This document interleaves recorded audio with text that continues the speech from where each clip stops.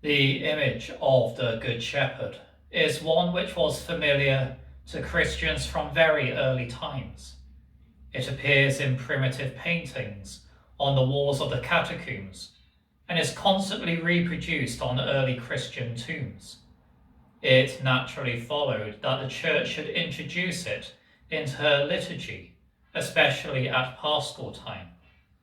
The Good Shepherd who gives his life for his sheep rose again to give them life and help on the journey. The attractive image of the shepherd protecting his sheep has its counterpart in the Old Testament. The prophet Isaiah said, "He shall feed his flock like a shepherd.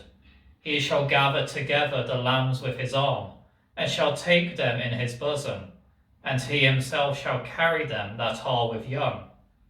And after his fierce denunciation of the false shepherd of Israel, the prophet Ezekiel spoke of God as a shepherd.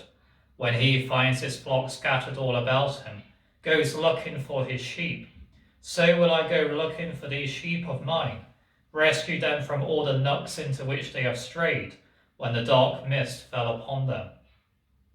In ordinary life, a good shepherd would not give his life for his sheep. He would reflect, I am worth more than these animals. I am justified in taking care of myself.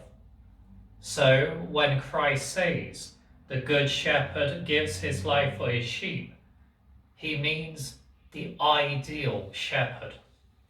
He is speaking in terms of allegory, and the spiritual meaning colours the words he uses. For he is thinking of human souls, whose worth is invaluable, sheep who are worth saving, even at the cost of the shepherd's life. God, the shepherd of Israel, led the people out of slavery into the fresh pastures of the promised land.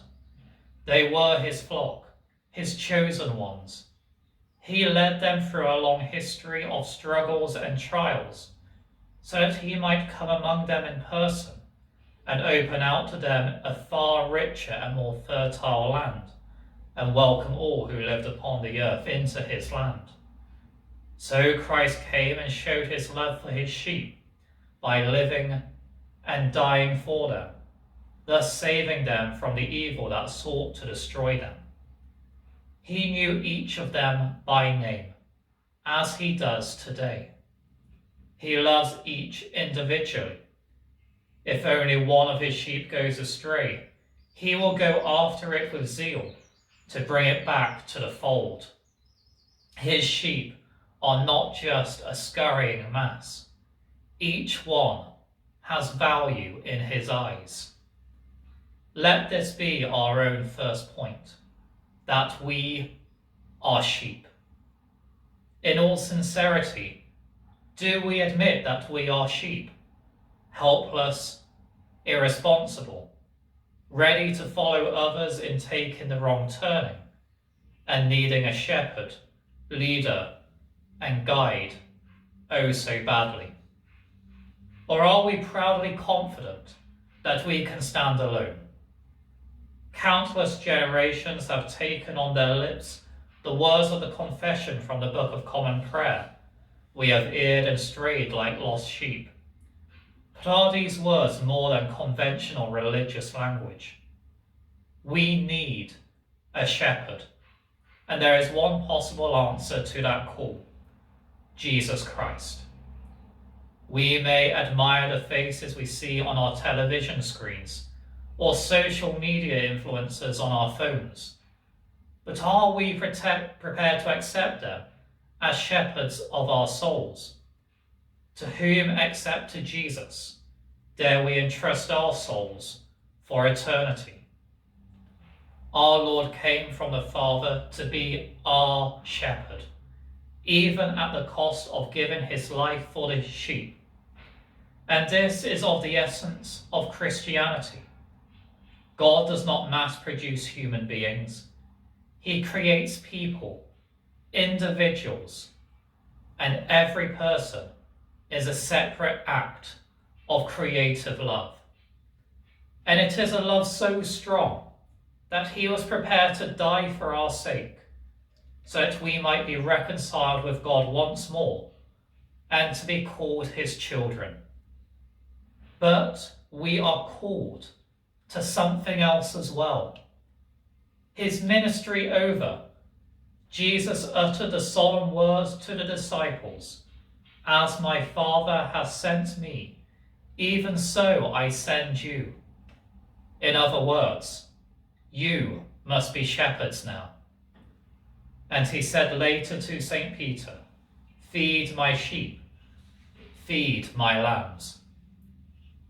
The Church uses this Sunday as Vocations Sunday, a time to encourage individuals to consider what God might be calling them to, leading others to ever new truths and into the shelter of the sheepfold with Christ as their chief shepherd. One of the greatest needs today is an extension of the shepherd spirit. In a world where abuse is still thrown about, peace is needed. People are mistreated for the gain of self. We need leaders to speak out against such injustice. And this is not just the responsibility of the ordained ministers of the Church, who are too few in number, too limited in capacity to do all that is needed. Vocations Sunday is not just about ordained ministry.